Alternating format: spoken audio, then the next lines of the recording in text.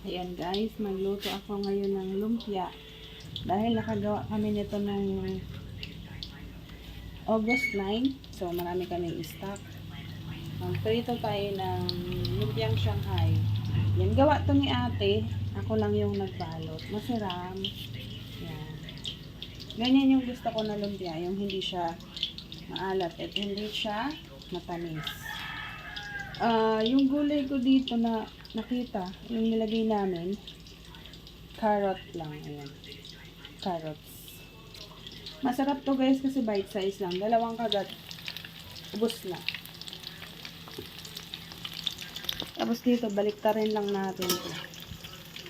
Gusto niya kasi marami daw kami lutuin. Maraming klase. Kasi pag isa lang ang ulam is nakakaumay din. May gulay din naman kami. Meron kaming gulay na santol. Ayan, season na lang yung santol. Kaya, every July to August lang naman kami nagkakaroon. So, ang mangyari, doon sa minuto, ang dami kasi nun eh. Halos 1 taon yun guys. Ang tagal kasi yun makakain. Dahil naluto na siya, nakarep.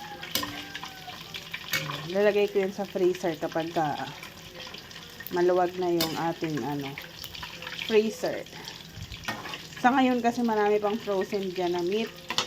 Gagamitin din namin kasi yun ngayong birthday ni mother. So puno. Maliit kasi ang space ng freezer.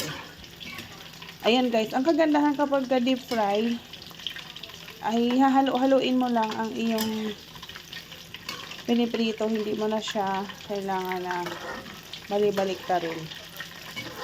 Dapat nakalubog talaga yung piniprito. Ayan.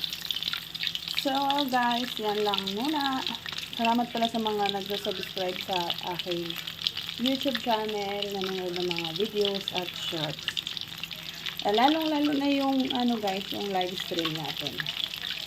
Bye!